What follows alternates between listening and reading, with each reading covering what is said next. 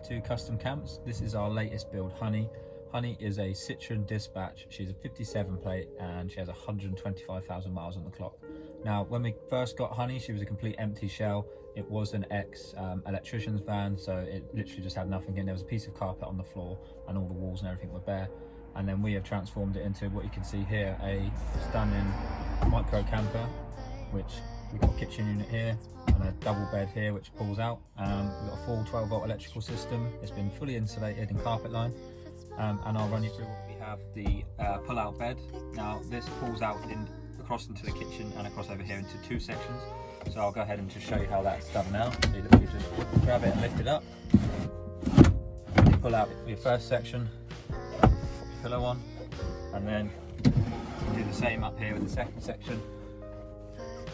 Put your pillow on like that, and then you have a full double bed, which I'll bring you in and show you a better view of it then. The bed when it's fully pulled out. Now it is 190 centimeters long and 110 centimeters wide when it's pulled out like this. When it's folded away, it is the same length and it is 66 centimeters wide. So you can sleep on it as a single, or you can pull it out and comfortably sleep two people on it.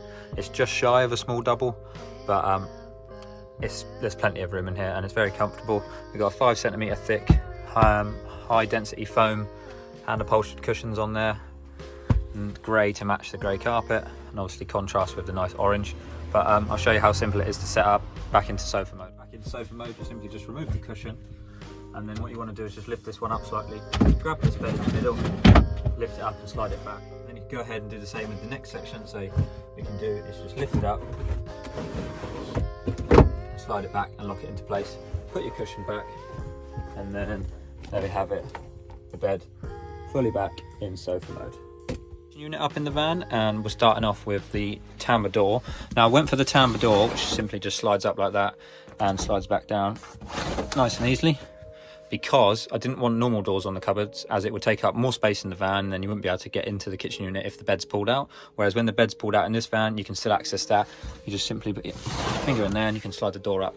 Now you can see in there you've got your wastewater and your freshwater tanks all plumbed in, and they go up here to the top of a 26 centimeter diameter sink and a USB rechargeable tap. You can see there's the charging port there, and you simply just remove the tap, take the pipe out, and then you can go and charge it. You can either charge it here in the van in the USB ports there, up in the front in the 12 volt. You've also got a 12 volt plug back there which you can charge out, or you can take it inside and charge it. We've got plenty of storage space down below, as well as there's also storage under the bed, and there's plenty of storage up there above the driver's seat and passenger seats. Back to the kitchen unit. The worktop, I'll shut this door, show you again. So the worktop is hand finished pine, all handmade. The whole unit, everything you see in here is handmade, but the whole unit is. And the worktop's finished in a food grade, food safe, waterproof varnish, so it's quite hard wearing. So any spillages from the tap, or if you knock a drink over, whatever, isn't going to affect the wood, and it's going to just be easily wiped, and you can wipe that clean. And it's a nice hygienic surface to work on as well if you wanted to. But yeah, there's an overview of the kitchen. Now I'll bring you onto the electric panel down here and the electrics under the bed. We have our split charge relay, which has a voltage display on. I don't know if the camera's picking that up there. You can see that the battery is displaying its voltage. That will constantly be on when the van's running, as it's connected to the main van battery via these cables here, which will then charge the leisure battery. Now this is sit upside down, but it's a Lion leisure battery, 70 amp hour, which is plenty enough for what's in this van, as there's only minimal in here. And then you've got your 12 volt fuse board there, your earth bar, and then the main control breaker. That just switches the power from the battery to the fuse board off if you're not using the vehicle for long periods of time. But the 12 volt power I was talking about, which was powered from underneath the bed over there. So this first switch here, the bottom one, that turns on the voltmeter, which displays the voltage of the battery. So you can see there it's 12.5. When the engine's running, this will display up to 14.5 volts, as it is the split charge kicking in and charging the battery, so it will display a different voltage. When the engine's not running, or the split charge is not on, then it will display what your battery voltage is currently, so 12.5. This switch also powers these two USBs that you've got here, so you can charge your devices, your phones, fans, laptops, charge the tap, all can be charged from there. And then separately switched is the 3 LED downlights in the ceiling, which is really bright in here, really brightens it up. They can be switched on and off separately. Even if the panel is switched off, you can still switch the lights on and off from that there. Now it's just really simple basic electrics we've got in here, so just for your USBs and your lights, obviously USBs for the tap phone devices like I mentioned, and also in the back over here, if I take you down here now, you have a 12-volt socket there which is run off the main van battery, so when the van is running and driving, that becomes live and you can charge stuff there as you're driving as well. You could plug in a cool box fridge and just store it down here, there's plenty of space, but that's really handy to have. And also up the front, which I'll just show you quickly, there is another 12-volt port there, which again you can plug a cool box into or something you may need. You've got the power to do so there, same as you have back there. Overview of the cab, as you can see, it's a twin passenger seat, this one. It is a 6-speed manual. You've got air conditioning, you've got the touchscreen radio there, which also can display a rear view camera which is mounted to the back above the doors, so for reverse parking or just seeing behind you in general, you've got that. You can use that screen at any time. It's just powered off the switch, so as soon as the engine's on, the ignition's on, that becomes live and the camera's on, so you can see out the back at all times. You've got the glove box there, and in the glove box it has got the capabilities for hands-free. The cables are all in there, and the microphone is just up there above the driver's seat there, so you can plug your phone into that and you've got hands-free as well. The radio's also got Bluetooth, you can play CDs through it, got the normal radio on there and everything, which is brilliant. You've got cup holder over there, and there's also a cup holder the other side of the steering wheel for that, and a little cubby down there for some more storage. You've got your door pockets, which have got cup holders in and extra storage. Electric windows in this one, which is nice, and electric mirrors as well. And then also got a little display screen up there with a clock. Now, as I mentioned before, this is a 57 plate, so it's not got all singing, all dancing extras, but it is a really great vehicle. It's got 125,000 miles on the clock, and it runs and drives absolutely lovely. Now I'll take you around and check. So it's just a general overview of the outside. There is a scrape up the front here. There is also a slight dent and a scrape there, which is what it came to us like, and there is also a small one just up there, but all in all, it is a lovely van. We've got the roof racks on the top as well. There's that window with the privacy glass, so you can't see in.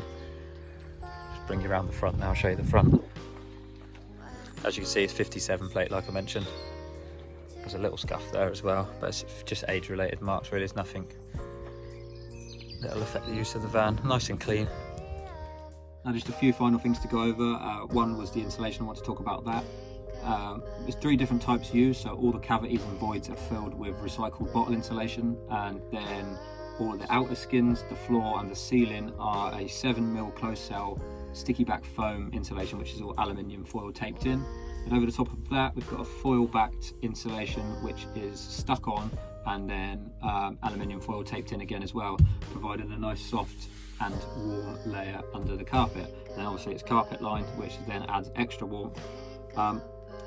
Once the ceiling, before I put the ceiling up, did that insulation there, I've stuffed this void as well, all the way across, end to end, side to side, with the recycled wall as well, just to give that extra added layer of warmth. And again, below the floor, we've got that 7mm closed back cell foam insulation, which is stuck down and taped in, so the floor is extra warm as well, as warm as it can be. We've got 9mm ply hardwood floor sub base, and then a 3mm thick herringbone vinyl on top of that. So again, comfortable, easy to clean, and it just finishes the look off lovely in this van. Now, if you want to see the full build process, or like behind the scenes kind of, then I'll leave a link to the Instagram where you can see that. That is Custom Camps. I'll put it on the screen here. We've got covered everything on that, so you can see all the behind the scenes of how we like stripped it out, how we cleaned it, how we insulated it, how we carpet lined it, how we did the ceiling. You can see it all like break down step by step pretty much in pictures and some videos on there. There's also, I'll leave the links to in the description, a couple of videos I've done on this van, like how to fit the window and how we insulated it, basically like the start of part 1. I'm still yet to edit the rest of the van build, like carpet lining, how I do the ceiling and stuff like that, but that'll be up on the channel shortly. But I just wanted to get this van tour out there just for you to see. It's a Citroen Dispatch, like I mentioned. Plenty of space, really good micro camper, and a lovely van to work on. Now, we're going to be doing another van shortly, so keep an eye out on our Instagram. Make sure you follow us and you'll see what van we get. Hopefully we can get another Citroen Dispatch like this, as these have been a great van to work on, and I'd love to do another one. But keep your eyes out on our Instagram and you'll see what we do next. So thank you for watching. Hopefully you stuck around to the end to see all of this waffle. If you did, if you could leave a like, that would be really appreciated, and if you could subscribe as well, that would be great. And look forward to doing more van builds in the future, and hopefully you can come along and join us and see what we get up to.